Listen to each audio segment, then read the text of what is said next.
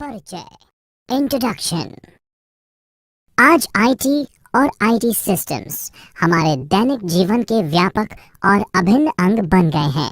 Online लेन then यानी online transactions, online banking, online purchases, debit card का उपयोग, credit card और हाउस होल्ड बिल्स का ऑनलाइन भुगतान आधुनिक जीवन का अहम हिस्सा है।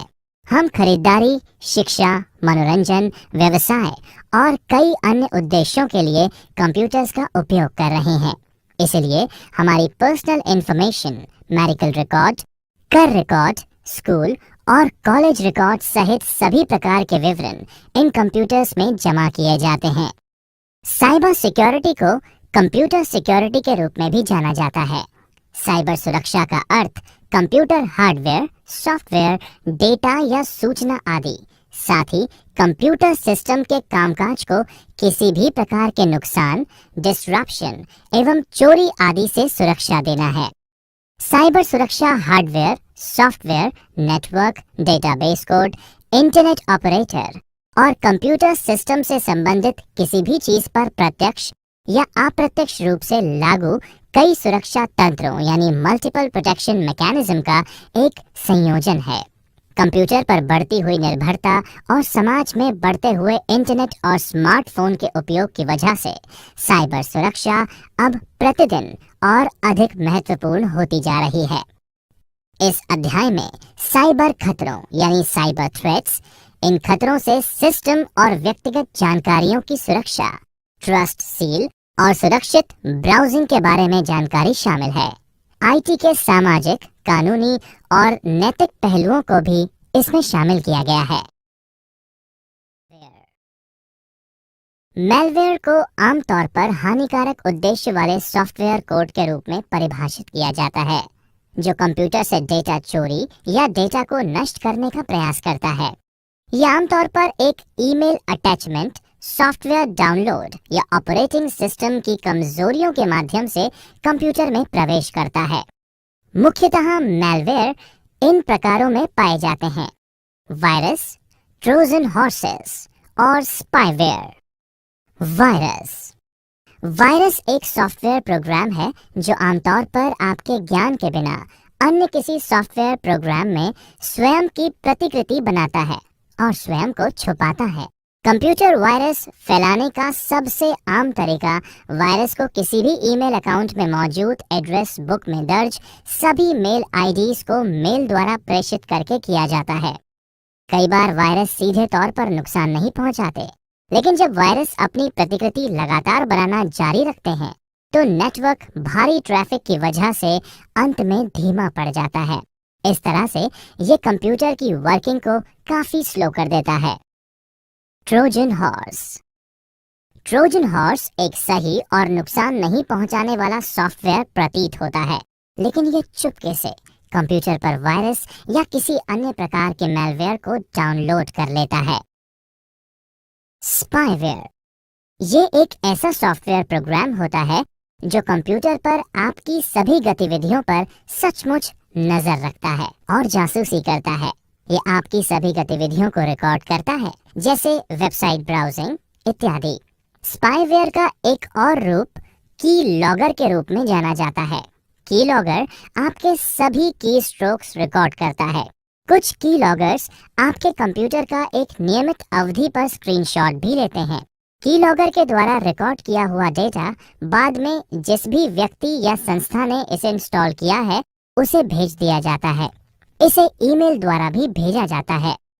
अज्ञात या अविश्वसनीय स्रोतों यानी अननोन और अनरिलायबल सोर्सेस द्वारा प्राप्त या भेजे गए लिंक्स को क्लिक या ओपन नहीं करके या ईमेल अटैचमेंट्स को डाउनलोड नहीं करके मैलवेयर से बचा जा सकता है। आपको ये भी सुनिश्चित करना चाहिए कि आपने एक मजबूत एंटीवायरस प्रोग्राम इंस्टॉल किया है और ऑपरेटिंग सिस्टम के नवीनतम अपडेट अपने कंप्यूटर पर इंस्टॉल किए हैं।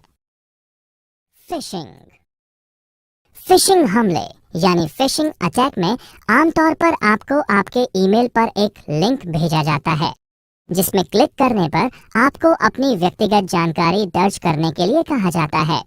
इस जानकारी जैसे आपके पासवर्ड, नाम, जन्म तारीख, पिन आदि का इस्तेमाल करके हमलावर आपको आर्थिक रूप से अन्यथा किसी और प्रकार से नुकसान पहुंचा सकता है। फिशिंग ईमेल स्पैम ईमेल के मुकाबले ज्यादा खतरनाक होती है। आप ईमेल को खोलने के पहले उसके सोर्स की जांच करें और उसे ऑथेंटिकेट करें। अगर आपको ऐसा लगता है कि ईमेल भेजने वाले के बारे में आपको कोई जानकारी नहीं है, तो आप उस ईमेल को ओपन ही ना करें। ऐसा करके आप फिशिंग अटैक को रोक सकते हैं। पासवर्ड हमले, पासवर्ड अटैक्स। पासवर्ड अटैक में कोई अनजान व्यक्ति आपके सिस्टम या ईमेल खातों या बैंकों के ऑनलाइन खातों तक पहुंचने का प्रयास करता है, जिससे आपका पासवर्ड क्रैक किया जा सके। ये आमतौर पर अटैकर द्वारा अपने मशीन पर एक एल्गोरिथम या सॉफ्टवेयर का उपयोग करके किया जाता है, जहां हमलावर आपका पासवर्ड पता करने की लगातार कोशिश करता है। आप इस तरह के हमले को रोकने के लिए अपना पासवर्ड नियमित रूप से बदलें। इसके अलावा ऐसा पासवर्ड रखें जिसका अनुमान लगाना मुश्किल हो।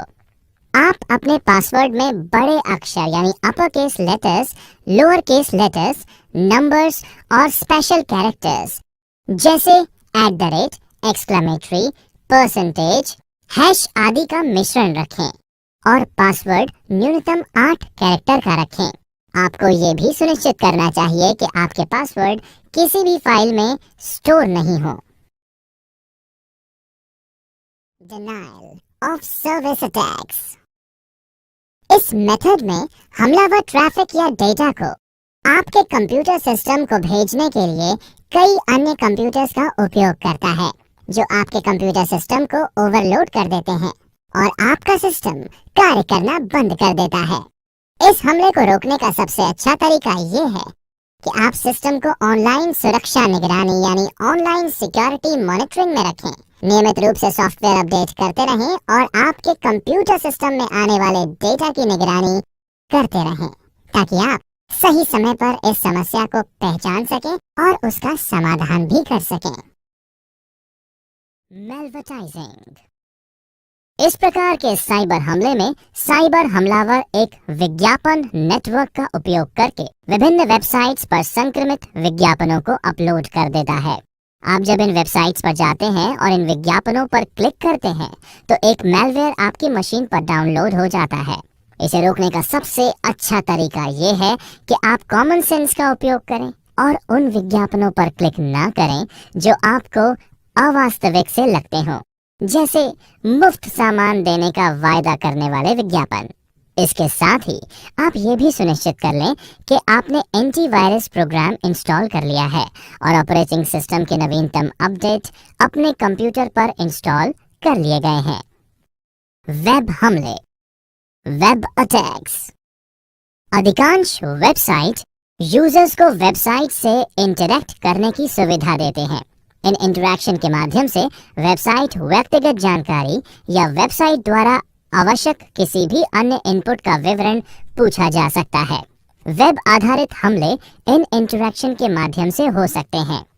SQL इंजेक्शंस में लॉगिन फॉर्म्स में उपस्थित यूजर नेम एवं पासवर्ड फील्ड्स के द्वारा SQL कमांड यानी स्ट्रक्चर्ड क्वेरी लैंग्वेज इनपुट करके सर्वर पर एग्जीक्यूट करवाया जाता है।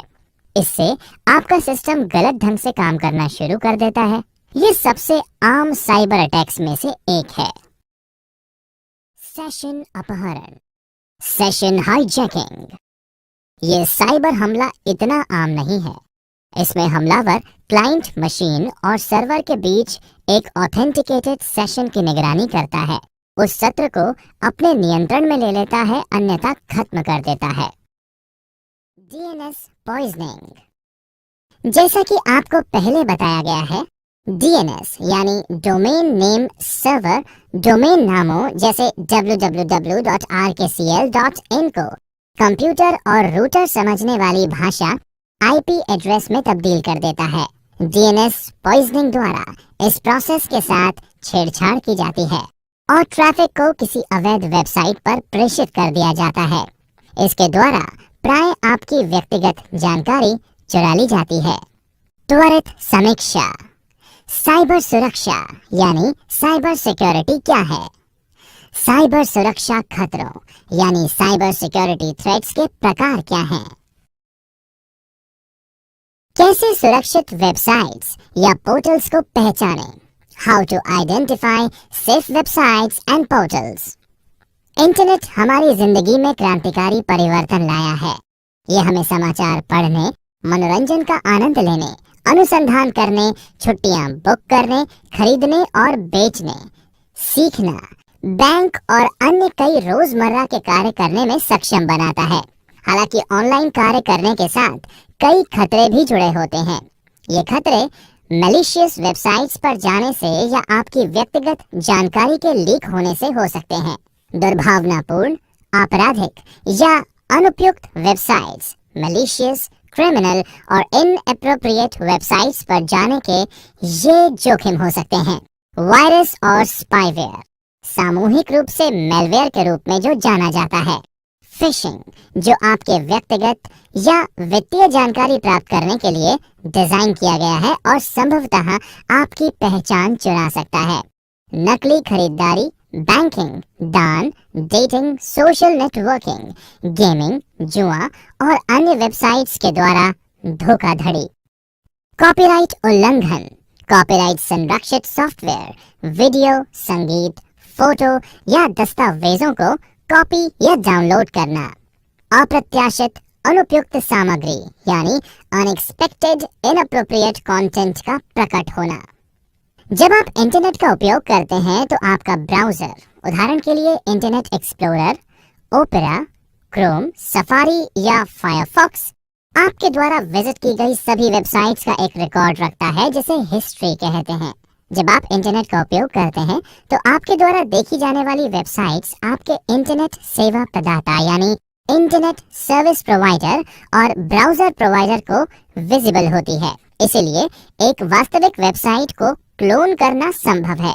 एक वेबसाइट ब्राउज करते समय आपको दुर्भावनापूर्ण, आपराधिक या अनुचित वेबसाइट्स, मैलिशियस, क्रिमिनल और इनएप्रोप्रिएट वेबसाइट से दूर रहना चाहिए ताकि आपकी वेब सर्फिंग सुरक्षित हो और आपको नुकसान ना हो। आप दुर्भावनापूर्ण वेबसाइट्स यानी मैलिशियस वेबसाइट्स की पहचान के लिए निम्नलिखित दिशा निर्देशों का पालन कर सकते हैं। आपको आपकी समझ, इंस्टिंक्ट्स और व्यवहारिक ज्ञान यानी कॉमन सेंस का प्रयोग करते हुए ब्राउजिंग करनी चाहिए। वेबसाइट पर दिए गए पते, फोन नंबर और ईमेल की जांच करें और पता करें कि ये सही लग रहे हैं या नहीं। अगर आपको संदेह होता है तो आप प्रामाणिकता स्थापित करने के लिए वहां पर ईमेल या कॉल कर सकते हैं। वेबसाइट के वेब एड्रेस को देखें, जांच करें और उसकी स्पेलिंग सही है या नहीं। वेब एड्रेस कुछ अजीब तो नहीं है, इसकी भी जांच करें। यदि ब्राउजर विंडो में कोई पैडलॉक नहीं है या वेबसाइट एड्रेस की शुरुआत में HTTPS नहीं है तो उस वेबसाइट पर अपनी व्यक्तिगत जानकारी दर्ज ना करें। HTTPS का वेब एड्रेस में होना इस बात को दर्शाता है कि यह वेबसाइट सुरक्षित है। वेबसाइट जो सामान्य से अधिक व्यक्तिगत जानकारी जैसे नाम, पासवर्ड, पिन आदि का अनुरोध करती है वो दुर्भावनापूर्ण हो सकती है। फार्मिंग से बचें। अपने वेबसाइट पर पहुंचने के बाद अपने ब्राउजर को एड्रेस बार में एड्रेस चेक करें और कंफर्म कर लें कि ये वही एड्रेस है जिस वेबसाइट पर आप जाना चाहते थे। ये कदम आपको एक नकली वेबसाइट पर पहुंचने से बचाएगा। उदाहरण के लिए eBay, EBAY के बजाय EEBAY। वित्तीय निवेश का निर्णय, इन्वेस्टमेंट डिसीजन लेने के पहले हमेशा पेशेवर सलाह यानी प्रोफेशनल एडवाइस प्राप्त करें। वो वेबसाइट्स जो कि उच्च रिटर्न का वादा करती हैं धोखाधड़ी वाली हो सकती हैं। उन वेबसाइट्स से सावधान रहें जो दूसरों के लिए रिक्रूटमेंट करने के लिए आपसे धन या अग्रिम भुगतान चाहते हैं। यदि आपको किसी वेबसाइट पर शक है तो आप इंटरनेट पर सर्च कर लें कि कहीं वो वेबसाइट फ्रॉडुलेंट तो नहीं है। उन वेबसाइट से सावधान रहें जिन्हें अनचाही ईमेल में अजनबियों द्वारा विज्ञापित अनसॉलिसिटेटेड ईमेल्स फ्रॉम स्ट्रेंजर्स किया गया हो। सुरक्षित वेबसाइट्स, सिक्योर वेबसाइट्स। वेबसाइट पर अपने व्यक्तिगत या निजी जानकारी जैसे password, debit card, credit card और पिन आदि एंटर करने से पहले आप ये सुनिश्चित कर लें कि वेबसाइट सुरक्षित है। इसे दो तरीकों से किया जा सकता है। जब आप वेबसाइट को विजिट करते हैं या उस पर लॉगिन करते हैं तो चेक कर लें कि ब्राउजर विंडो फ्रेम में एक पैडलॉक बना हुआ हो। ये भी सुनिश्चित करें कि ये पैडलॉक पूरी वेबसाइट पर लागू है और सिर्फ एक पेज पर नहीं, अन्यथा ये वेबसाइट एक फ्रॉडुलेंट वाली साइट हो सकती है। वेब पते को HTTPS के साथ शुरू होना चाहिए, जिसमें S का अर्थ है सिक्योर। ये दोनों ये आश्वस्त करते हैं कि वेबसाइट के पास एक डिजिटल प्रमाण पत्र है जिसे एक विश्वसनीय तृतीय पक्ष ट्रस्टेड थर्ड पार्टी द्वारा जारी किया गया है, जैसे वेरीसाइन या थॉट। इसका अर्थ है कि वेबसाइट से ऑनलाइन प्रसारित की गई जानकारी को एन्क्रिप्ट किया गया हो तथा थर्ड पार्टीज द्वारा बीच में रोकने यानी इंटरसेप्ट और चोरी होने से सुरक्षित किया गया है। ऐसी वेबसाइट जिन्हें आप नहीं जानते, उनका उपयोग करते समय एक विस्तारित सत्यापन यानी एक्सटेंडेड वैलिडेशन या EVSSL प्रमाण पत्र देखें, जो इंगित करता है कि प्रमाण पत्र जारी करने वाली एजेंसी ने वेबसाइट के ओनर की पूरी तरह से जांच की है। प्रमाण पत्र का प्रकार ब्राउजर फ्रेम में पैडलॉक पर क्लिक करके देखा जा सकता है। क्लिक करने पर एक पॉपअप खुलेगा जिसमें सारी जानकारी होगी। त्वरित समीक्षा। सुरक्षित वेबसाइट्स की पहचान करने के विभिन्न तरीके क्या हैं? एक सुरक्षित वेबसाइट यानी सिक्योर वेबसाइट क्या है? सील्स। एक सिक्योर या ट्रस्ट सील वेबसाइट कंपनी पर विश्वास का प्रतीक है। ट्रस्ट सील प्राप्त करने का उद्देश्य ग्राहकों और साइट विजिटर्स को विश्वास दिलाना है और उन्हें आश्वस्त करना है कि वेबसाइट पूरी तरह से अस्तित्व यानी एग्जिस्टेंस में है, वैध यानी लेजिटिमेट एवं सत्यापित यानी वेरीफाइड है और ट्रांजैक्शंस के लिए मेथड्स एवं तरीकों का इस्तेमाल करती है। ट्रस्ट सील विभिन्न रूप में होती है, जिसमें data security seal, business verified seal और प्राइवेसी सील शामिल है और विभिन्न कंपनीज द्वारा शुल्क देने पर उपलब्ध होती है। ट्रस्ट सील एक्टिव या पैसिव हो सकती है। अधिकांश सील एक नियत अवधि के लिए रहती है, जिसकी समाप्ति के बाद कंपनी को फिर से सत्यापित किया जाना चाहिए। प्राइस सील को वैलिडेट उस वक्त किया जाता है जब कंपनी उसे खरीदती है। ट्रस्ट सील के प्रकार। Kinds of trust seals. Privacy seal. एक प्राइवेसी सील एक कंपनी के अच्छे प्राइवेट प्रैक्टिस का अनुमोदन करती है और इंगित करती है कि कंपनी बहुत ऊंचे स्तर की प्राइवेट प्रोटेक्शन मानकों का इस्तेमाल करती है। ये कंपनी को उन प्राइवेट खतरों से भी अवगत कराती है जो कंपनी अपने स्तर पर पहचान नहीं पाती। Business practice seal. ये सील है जो किसी बिजनेस के परिचालन यानी ऑपरेशनल प्रैक्टिस का अनुमोदन करती है, जैसे कंपनी के उत्पाद या सेवाओं के लिए की जाने वाली गुणवत्ता प्रणालियां यानी क्वालिटी प्रैक्टिसेस। ये विशेष रूप से ऑनलाइन खुदरा विक्रेताओं यानी ऑनलाइन रिटेलर्स में काफी पॉपुलर है। व्यापार पहचान सील। Business identity seal.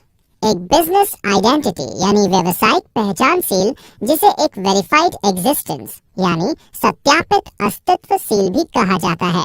ये वह है जो वैधानिक विवरण यानी स्टैट्यूटरी डिटेल्स, संपर्क विवरण यानी कॉन्टैक्ट डिटेल्स, प्रबंधन विवरण यानी मैनेजमेंट डिटेल्स आदि कई मापदंडों की पुष्टि करके कंपनी के कानूनी, भौतिक और वास्तविक अस्तित्व का सत्यापन करती है। इसे लेने वाली कंपनीज की साख बढ़ती है और ये संभावित ग्राहकों का विश्वास बढ़ाने में भी कारगर सिद्ध होती है। एक सत्यापित ट्रस्ट सील यानी वेरीफाइड ट्रस्ट सील देने वाली कंपनी पूरी मेहनत एवं परिश्रम से ही किसी भी बिजनेस को सत्यापित करती है। सुरक्षा सील। Security seals. Security trust seal.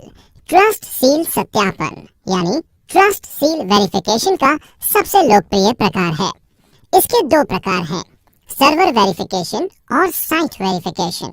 Server verification services hosting server पर दैनिक स्कैन करती है और सुनिश्चित करती है कि नवीनतम पैचेस यानी लेटेस्ट पैचेस को सर्वर पर इंस्टॉल किया गया है और वेरीफाई करती है कि कई सर्वर किसी भी तरह के हमलों में सक्षम है या नहीं। वेबसाइट सत्यापन सेवा। वेबसाइट वेरिफिकेशन सर्विसेज जांच करके ये सुनिश्चित करती है कि ग्राहकों को सामान्य परिस्थितियों में सामान्य खतरों यानी cross site scripting XSS SQL injection से सुरक्षित किया गया है। आपकी कंपनी का ईमेल निजी नहीं है। Your company's email is not private। इतना है कि आपके ईमेल संदेशों की निगरानी की जा रही है, इसलिए केवल कंपनी उद्देश्यों के लिए ही आपकी कंपनी के ईमेल का उपयोग करें। अगर आपको निजी तौर पर ईमेल करने की आवश्यकता है तो आप अपना निजी ईमेल अकाउंट जीमेल या याहू इत्यादि पर बना सकते हैं। अपने ईमेल हस्ताक्षर का प्रयोग करें। Use a signature with your contact information. आपको अपना ईमेल हस्ताक्षर यानी ईमेल सिग्नेचर का उपयोग करना चाहिए, जिसका इस्तेमाल ईमेल भेजने और जवाब देने के दौरान किया जाता है। आपके ईमेल हस्ताक्षर में आपका नाम, पदनाम, कंपनी का नाम, संपर्क नंबर, ईमेल पता, वेबसाइट आदि का लिंक शामिल हो सकता है। स्पेल चेकर का प्रयोग करें। Use spell checker. अशुद्ध शब्दों यानी मिस स्पेल वर्ड्स का प्रयोग, खराब व्याकरण या बैड ग्रामर या विराम चिन्ह। आईटी के सामाजिक, कानूनी और नैतिक पहलू। Social, legal and ethical aspects of IT. सूचना प्रौद्योगिकी, जिसे आमतौर पर आईटी कहा जाता है, हमारे समाज में एक महत्वपूर्ण भूमिका निभा रहा है। आईटी हमारे जीवन के हर क्षेत्र में मौजूद है।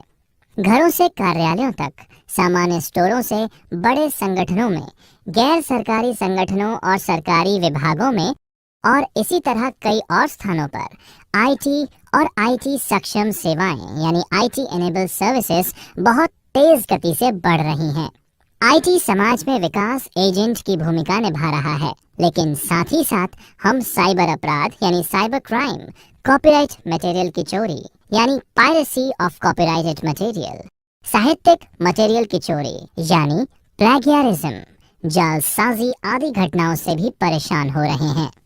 सोशल नेटवर्किंग के बढ़ते गहरे प्रभाव की वजह से जहां एक तरफ लोग अपने करीबी लोगों के साथ जुड़ते जा रहे हैं, वहीं दूसरी तरफ साइबर अपराधी यानी साइबर क्रिमिनल्स सामाजिक इंजीनियरिंग यानी सोशल इंजीनियरिंग के जरिए लोगों की कीमती जानकारी प्राप्त करके उन्हें नुकसान पहुंचाने की रणनीति तैयार कर रहे हैं। डिजिटल साक्षरता यानी डिजिटल लिटरेसी में वृद्धि के कारण हम साइबर अपराधों में भारी वृद्धि देख रहे हैं। हालांकि सरकार इन स्थितियों से निपटने के लिए अपने कानूनी ढांचे यानी लीगल फ्रेमवर्क में आवश्यक सुधार कर रही है एवं दिशा निर्देश बना रही है। हमारी संस्थाएं, कंपनीज और फर्म ISO यानी इंटरनेशनल ऑर्गेनाइजेशन फॉर स्टैंडर्डाइजेशन की अंतर्राष्ट्रीय आवश्यकताओं और दिशा निर्देशों को पूरा करने के लिए खुद को तैयार कर रही हैं। ISO 27001 अंतर्राष्ट्रीय साइबर सुरक्षा मानदंड यानी इंटरनेशनल साइबर सिक्योरिटी स्टैंडर्ड है, जो एक सूचना सुरक्षा प्रबंधन प्रणाली यानी इंफॉर्मेशन सिक्योरिटी मैनेजमेंट सिस्टम की स्थापना, कार्यान्वयन, संचालन, निगरानी, समीक्षा, रखरखाव और सुधार के लिए एक मॉडल प्रदान करता है। भारत में आईटी के लिए कानूनी ढांचा, legal framework for IT in India. भारतीय आईटी अधिनियम 2000 यानी इंडियन आईटी एक्ट 2000 ये भारत में साइबर अपराध और इलेक्ट्रॉनिक कॉमर्स से संबंधित प्राथमिक कानून यानी प्राइमरी लॉ है। ये अधिनियम इलेक्ट्रॉनिक अभिलेखों और डिजिटल हस्ताक्षरों को मान्यता देकर इलेक्ट्रॉनिक प्रशासन के लिए कानूनी रूपरेखा यानी legal framework for electronic 65 section 65 computer source code के साथ छेड़छाड़ यानी टैंपरिंग, धारा 66 हैकिंग और कंप्यूटर अपराध, धारा 43 इलेक्ट्रॉनिक अभिलेखों यानी इलेक्ट्रॉनिक रिकॉर्ड्स के साथ छेड़छाड़ करना, धारा 67 इलेक्ट्रॉनिक रूप में अश्लील यानी ऑब्सीन जानकारी छापना। भारतीय कॉपीराइट अधिनियम 1957, इंडियन कॉपीराइट एक्ट 1957। ये कॉपीराइट अधिनियम ये निर्धारित करता है कि कोई भी व्यक्ति जो जानबूझकर कंप्यूटर प्रोग्राम की एक अवैध प्रति यानी illegal copy of computer program बनाता है, ये पनिशेबल होगा। कंप्यूटर प्रोग्राम्स हेतु कॉपीराइट प्रोटेक्शन उपलब्ध है, लेकिन कोई पेटेंट प्रोटेक्शन नहीं है। भारतीय दंड संहिता इंडियन पीनल कोड, धारा 406 विश्वासघात का अपराध, धारा 420 धोखाधड़ी और बेईमानी, बोगस वेबसाइट, साइबर धोखाधड़ी। भारतीय संविदा अधिनियम 1872, इंडियन कॉन्ट्रैक्ट एक्ट 1872 कॉन्ट्रैक्ट के उल्लंघन, क्षति और अनुबंध के विशिष्ट प्रदर्शन के मामले में उपचार प्रदान करता है। आज सूचना प्रौद्योगिकी के क्षेत्र में नवाचार समाज के विभिन्न क्षेत्रों में व्यापक प्रभाव डाल रहा है और नीति निर्माता यानी पॉलिसी मेकर्स उत्पादकता यानी इकोनॉमिक प्रोडक्टिविटी, बौद्धिक संपदा यानी इंटेलेक्चुअल प्रॉपर्टी अधिकार, गोपनीयता संरक्षण यानी प्राइवेसी प्रोटेक्शन और सूचनाओं की उपलब्धता और पहुंच की समस्याओं से जुड़े मुद्दों पर काम कर रहे हैं। अभी किए जा रहे प्रयासों एवं हमारे द्वारा चुने गए विकल्पों के बाद में स्थायी परिणाम होंगे, लेकिन साथ ही उनके सामाजिक और आर्थिक प्रभावों यानी सोशल एंड इकोनॉमिक इम्पैक्ट्स पर ध्यान दिया जाना चाहिए। सूचना प्रौद्योगिकी में नैतिकता यानी एथिक्स और नैतिक आचार संहिता यानी एथिकल कोड ऑफ कंडक्ट की बहुत आवश्यकता महसूस की जा रही है। नैतिकता ये निर्धारित करती है कि एक व्यक्ति के लिए क्या अच्छा है, समाज के लिए क्या अच्छा है और इसके हिसाब से लोगों द्वारा किए जाने वाले कार्यों एवं कर्तव्यों को स्थापित करती है। आईटी या कंप्यूटर एथिक्स में पेशेवर नैतिकता के बारे में बताया गया है, जिसमें कंप्यूटर प्रोफेशनल अपने पेशे के भीतर अच्छे अभ्यासों द्वारा नैतिकता के मानदंडों को लागू करते हैं। आईटी में नैतिक प्रथाओं यानी एथिकल प्रैक्टिसेस का उपयोग आईटी के कानूनी और सामाजिक पहलुओं को मजबूत करने और आईटी और आईटी सक्षम सेवाओं का आदर्श उपयोग, ideal use of IT and IT enabled services करने में मदद करेगा, जिससे साइबर अपराधों यानी साइबर क्राइम्स को भी रोकने में मदद मिलेगी। त्वरित समीक्षा, एक उचित ईमेल या प्रॉपर ईमेल लिखने के लिए किन बातों का ध्यान रखना चाहिए? आईटी के लिए कानूनी ढांचे यानी लीगल फ्रेमवर्क क्या है?